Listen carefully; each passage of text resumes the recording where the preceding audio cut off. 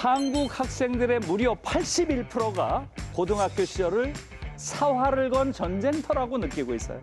우리 아이들은 전부 전쟁터의 생존자들입니다. 그러니 어떻게 정상적인 인간이 되겠습니까? 이 사회의 승자들은 어떻게 생각하나요? 자신이 누리는 모든 부와 권력을 다 자기가 잘나서 누린다고 생각합니다. 누가 여길 들어와? 아무도 못 들어와. 첫째, 대학 입학 시험을 없애라. 둘째, 대학 서열 체제를 없애라. 셋째, 대학 등록금을 없애라. 정말 놀라운 얘기 아니에요? 이 자세한 이야기를 들으면 여러분들이 너무나 놀라실 거예요.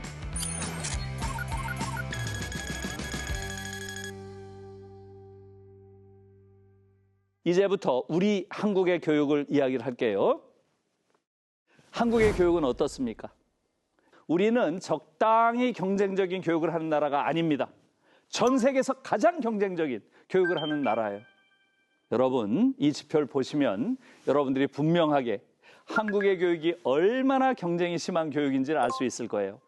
이것은 바로 2017년에 KDI에서 조사한 겁니다. 한국, 중국, 미국, 일본 이 네 나라의 대학생들 각 1000명에게 물은 겁니다. 여러분들에게 고등학교 시절은 무엇이었냐? 이렇게 물은 거예요. 한국, 중국, 미국, 일본 이 네 나라는 어떤 나라인가요?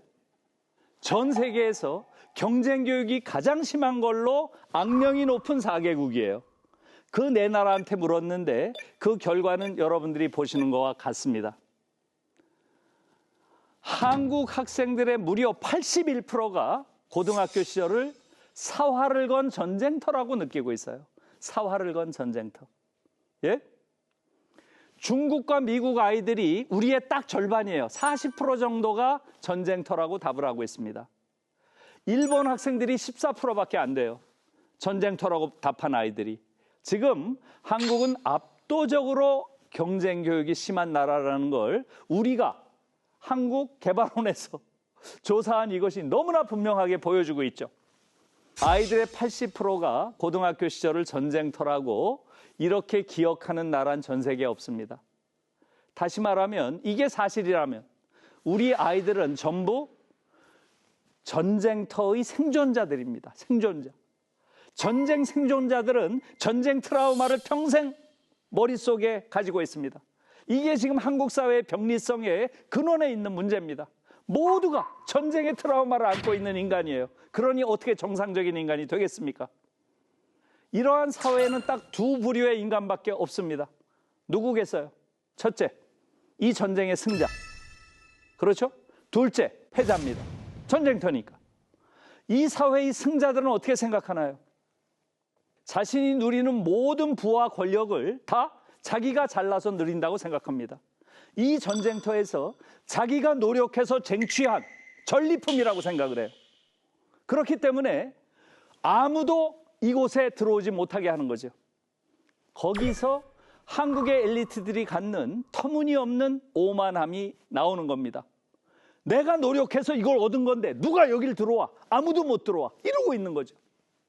지금 여러분, 한국에서 의사 수가 OECD 국가 중에서 가장 낮은 국가 중에 하나가 한국입니다. 지금. 또 변호사 수가 비율이 가장 낮은 나라 중에 하나가 한국입니다. 이들이 고소득을 취하는 이유는 뭐예요? 자신들의 성체를 쌓아놓고 아무도 못 들어오게 하는 거예요. 또 다른 측면에 이 경쟁의 패자들, 대다수가 패자죠. 99%가 패자입니다. 이 아이들은 어떻게 되나요? 인생을 시작하기도 전에 열등감, 패배감, 무력감, 좌절감, 심지어 절망감 이것을 내면화하고 있어요. 20이 되기 전에 아이들이 벌써 완전히 불행의식에 휩싸여 있습니다. 이런 나라가 어디 있어요? 정말 어처구니가 없는 겁니다. 이런 사회를 언제까지 갈 거예요? 이제는 그만해도 됩니다. 이것을 해방 이후에 80년 했으면 됐어요. 이제는 이러한 사회를 극복해야 됩니다. 그것이 지금 한국 교육이 품고 있는 가장 중요한 문제입니다. 마지막으로 그러면 구체적으로 어떻게 가야 되는가 하는 말씀을 지금 짧게만 드릴게요. 저는 계속 3가지를 없애야 된다고 주장하고 있습니다. 제가 이 이야기를 지난번에 총리 공간에서 한번 강연한 적이 있어요. 그때 교육부 장관이 배석하고 있었어요. 그렇기 때문에 제가 더 강하게 이러한 주장을 했습니다. 세 가지를 없애라. 첫째, 대학 입학시험을 없애라. 둘째, 대학 서열 체제를 없애라. 셋째, 대학 등록금을 없애라. 이렇게 얘기를 했어요. 그렇게 얘기를 하니까 그 당시에 그 총리 공간에 모인 한 20명 정도 전문가들이 있었어요. 분위기가 어땠을 것 같아요, 여러분? 예, 상당히 안 좋았습니다. 이 사람들이 깜짝 놀래가지고 누가 저런 자를 여기에 불렀는가 서로 막 눈치를 보면서 그런 분위기였어요. 그래서 제가 이렇게 말을 했습니다. 제가 지금 여러분들에게 한 말씀은 어떤 이상주의자의 그러한 몽상이 아닙니다. 유럽에서 대학 입학시험이 있는 나라가 어디 있어요? 대부분의 나라가 고등학교 졸업시험만 봅니다. 아까 말씀드렸죠? 독일에서는 아비투어. 예? 거긴 90%가 붙는다 그랬죠? 프랑스는 뭐예요? 바칼로레아. 여러분들 많이 들어보셨을 거예요. 바칼로레아는 조금 어려운가 봐요. 한 80%가 붙는다고 합니다. 그걸 붙으면 원하는 대학에 다 가도록 열어놨어요. 대학들을. 이게 다 일반적인 현상이고요. 두 번째로 서열이 있는 나라가 어디 있어요? 없습니다. 독일 대학은 95%가 국립대학이고요. 이 대학들은 다 평준화되어 있습니다. 예를 들면 내가 베를린 대학 다니다가 다음에는 프랑크푸르트 대학 가야지. 그럼 다음 학기에 가면 돼요. 얼마든지 다 열어놨어요. 정말로 모든 걸 자유롭게 선택할 수 있게 열어놨습니다. 그렇다고 독일 대학 수준이 떨어지나요? 천만의 말씀이죠. 유럽의 대부분의 나라에서 이러한 대학 서열 체제는 없고요. 아마 여러분들이 소르본느, 프랑스의 소르본느를 좀 기억하시는 분들이 있을 거예요. 소르본느를 정점으로 한 1년의 엘리트 대학 체제가 프랑스에 있었죠? 이것은 어때요? 1968년 68 혁명 때 고등학교 3학년 아이들이 이 소르본느를 완전히 없애버렸습니다. 몇 달 동안 파리의 거리를 휩쓸면서 우리는 공부하는 기계가 아니다. 우리도 존엄한 인간이다. 이걸 외친 거예요. 그렇게 해서 소르본느 대학을 어떻게 했나요? 1, 2, 4, 6대학으로 해체해버렸죠. 지금 어떻게 되어 있어요? 1대학부터 13대학까지, 파리 1대학부터 13대학까지 다 평준화되어 있죠. 이렇게 바꾼 거예요. 그래서 유럽의 대부분의 나라에서 대학의 서열 체제가 있다거나 엘리트 대학 시스템이 있는 이러한 나라는 없습니다. 아마 여러분들이 있는데 이런 사람이 있을 거예요. 예, 여러분들이 아마 옥스퍼드, 케임브리지, 버밍햄 이런 건 뭐지? 하면서 영국을 떠올릴 거예요. 그런 분이 아마 있을 겁니다. 예, 맞아요. 영국은 있죠. 여전히 대학 서열 체제가 영국에는 있습니다. 그러나 영국은 유럽이 아닙니다. 예, 영국은 지리적으로만 유럽이죠. 항상 영미 모델, 유럽 모델 이렇게 나누는 겁니다.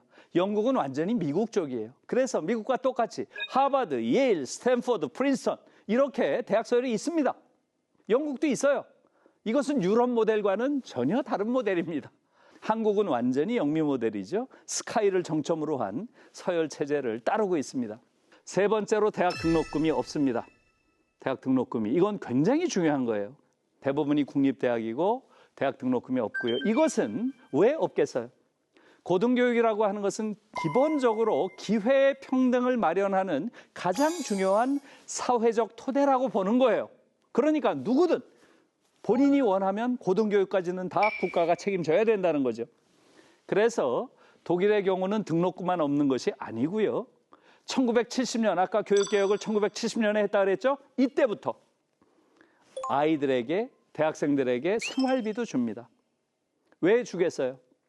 학비가 없더라도 부유한 집 아이들은 공부에만 전념하는데 집안이 어려운 아이들은 생활비를 벌어야 되니까 자꾸 아르바이트를 하는 거예요. 공부에 자꾸 문제가 생깁니다. 이것은 사회적 정의에 맞지 않는다. 이렇게 된 거예요. 그래서 1970년부터 생활비를 주기 시작했습니다. 벌써 이것도 50년이 됐어요. 50년. 이것을 밥팩이라고 합니다.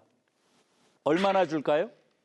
제가 최근에 작년에 밥팩 액수를 보니까 대체로 120만 원. 매달 120만 원 정도를 줍니다. 이 정도면 완전히 공부에만 몰두할 수 있습니다. 기숙사비 내고, 그 다음에 식비 내고, 책 몇 권 사고 이렇게 가능합니다. 우리 아이들은 어떻습니까? 지금 공부를 제대로 할 수가 없어요. 우리 아이들의 대다수가 지금 학비 때문에 빚쟁이들이에요. 빚쟁이. 그리고 여기저기서 일을 하고 있어요. 정말 이것도 잘못된 것입니다. 그래서 대학 등록금은 반드시 없어져야 된다는 것이죠. 아마 여러분들이 굉장히 낯선 이야기도 많고 저게 정말 사실일까 믿어지지 않는다고 느끼는 그러한 이야기도 많고 또 정말 유럽은 저렇게 유토피아일까 이렇게 생각하는 부분도 있을 거예요. 유럽도 또 유럽의 교육도 많은 문제가 있어요. 당연히 장단점이 있는 거죠. 유토피아가 아닙니다. 그러나 최소한 우리 아이들을 존중하고 이 아이들이 성숙한 인간으로 커가는 교육이 무엇일까에 대한 깊은 고민에서 나온 그러한 교육이에요. 여러분, 교육을 뭐라고 하죠? 백년지 대계라고 하죠. 지난 100년 동안의 능력주의 교육, 이제는 충분히 했습니다. 앞으로는 우리 아이들 하나하나의 존엄성을 가장 중시하는 그러한 존엄주의 교육으로 이제는 바꿀 때가 됐습니다. 그러기 위해서 유럽의 교육은 우리가 그대로 갖다가 쓸 수는 없어요. 우리에게 많은 영감을 줄 겁니다. 이러한 영감을 바탕으로 우리에게 맞는 그러한 성숙한 교육으로 전환하도록 해야 되는 것이 지금 우리가 맡고 있는 시점입니다. 이제 우리는 변화할 때가 됐다. 이제 우리 아이들을 전 세계에서 가장 불행한 아이다 이렇게 부르는 이러한 상황에서 본질적으로 해방시킬 이러한 때가 됐다 하는 말씀을 드리면서 제 강연은 이것으로 마치겠습니다. 고맙습니다.